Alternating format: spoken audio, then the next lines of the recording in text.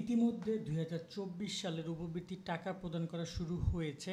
কেউ ৩৪০০ টাকা, কেউ হয়তো বা এর কম ১২০০ টাকা করে বিভিন্ন অ্যামাউন্ট পাচ্ছে। এখনও প্রধানমন্ত্রী শিক্ষা সহায়তা ট্রাস্ট থেকে বেশ কিছু টাকা পয়সা প্রদান করবে। তো এই ভিডিওতে আমরা বলবো যে আরও কারা কারা টাকা পাবে, কত টাকা পাবে, আমি শ্রেণীভিত্তিক উল্লেখ করে দিব। এই বিষয়টা তোমাদের জানা অনেক গুরুত্বপূর্ণ, কারণ অনেকেই হয়তো বা এখনও কনফিউজ আছো।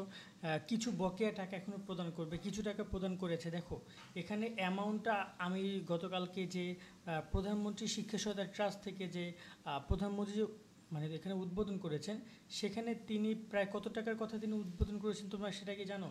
প্রায় আমি যদি অ্যামাউন্টটা দেখাই, অ্যামাউন্ট হচ্ছে ২,২০৮ কোটি টাকা। সো একবারে তো এই টাকা সবার কাছে যাবে না, অনেক প্রসেস আছে, আবার অনেকের ভুল ভ্রান্তিও রয়েছে। তো এই জায়গায় আমরা যদি দেখি যে এখানে কারা কত টাকা পাচ্ছে, এখানে আবারও বলে রাখতেছি, উপবৃত্তির জন্য তোমাকে কেউ কল দিবে না, তোমার কাছ থেকে কেউ পাসওয়ার্ড বা কোনো কিছু চাইবে না। সরাসরি তোমার অ্যাকাউন্টে এরকমের টাকা যুক্ত হয়ে যাবে, যে এরকম ১২০০ টাকা, এরকমের ৩,৪০০ টাকা, এরকম সিম্পলভাবে তোমার অ্যাকাউন্টে চলে আসবে। এখানে এক্সট্রা এই যে নগদে চলে আসে ৩,৪০০ টাকা, এরকমভাবে চলে আসবে, আর কিচ্ছু না। সেই জায়গায় আমি তোমাদের একটু দেখাই, এখানে শিক্ষার্থীর জন্য উপবৃত্তি সংক্রান্ত তথ্য, বকেয়া উপবৃত্তি। ষষ্ঠ শ্রেণীর শিক্ষার্থীরা ১২০০ টাকা পাবা, এই যে একজন ক্লাস 6-এর স্টুডেন্ট ১২০০ পেয়েছে।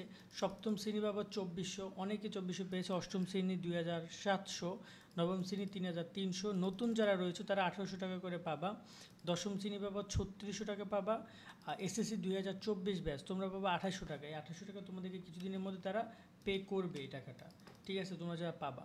একাদশ শ্রেণীর শিক্ষার্থীরা পাবা ৫,৮০০ থেকে ৬,৩০০ টাকা পর্যন্ত, এবং দ্বাদশ শ্রেণীর শিক্ষার্থীরা ৬,০০০ থেকে ৬,৩০০ টাকা এরা তোমরা পাবা। এখানে একটু বলে রাখি আমি যে তোমাদের যে এই অ্যামাউন্টটা প্রদান করবে, এটা কিন্তু বকেয়া উপবৃত্তির ক্ষেত্রে। বকেয়া উপবৃত্তি বলতে এখানে আমরা যে ব্যাপারটা জেনেছি সেটা হচ্ছে যে এখানে দুইটা টাকা প্রদান করবে। একটা হচ্ছে ২০২৩ সালের জুলাই থেকে ডিসেম্বর, এটা কিন্তু জানুয়ারিতে প্রদান করার কথা ছিল। যদি তোমাদেরকে ক্যালেন্ডার দেখে বুঝাতে পারতো তাহলে ভালো হতো, যে তোমাদের এখানে এক্স্যাক্টলি যে মানে আগে গত বছর, সো গত বছরে দেখতে পাচ্ছি এই যে কী রয়েছে, July, August, September, October, November, December, এই যে ৬টা মাসের টাকা, এই টাকাটা জানুয়ারি মাসে প্রদান করার কথা ছিল, সেটা কিন্তু তারা প্রদান করেনি। আবার এই বছরের কিন্তু যে জানুয়ারি, ফেব্রুয়ারি, মার্চ, এপ্রিল, মে, জুন, এই যে ৬ মাসের টাকা প্রদান করার কথা। সো দুই অ্যামাউন্ট টাকা প্রদান করার কথা, এই যে জুলাই, ডিসেম্বর, জানুয়ারি, জুন। সো এক্ষেত্রে তোমরা একটা টাকা পেয়েছো অনেকে, আর একটা টাকা পাওনি, আবার অনেকে কোনো টাকাই পাওনি।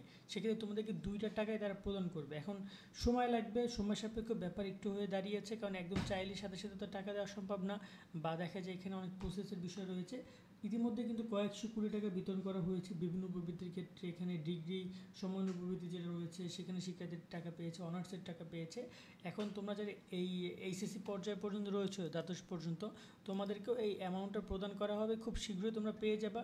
এক্ষেত্রে উপবৃত্তি সম্পর্কিত যে কোনো আপডেট পেতে আমাদের সাথে তোমরা সাবস্ক্রাইব করে যুক্ত থাকো। তোমাদের কোনো প্রশ্ন থাকলে সেটা কমেন্টের মাধ্যমে আমাদেরকে জানাতে পারো। আজকের মতো আমরা এখানেই বিদায় নিচ্ছি। সকলে অনেক অনেক ভালো থাকো। আল্লাহ হাফেজ।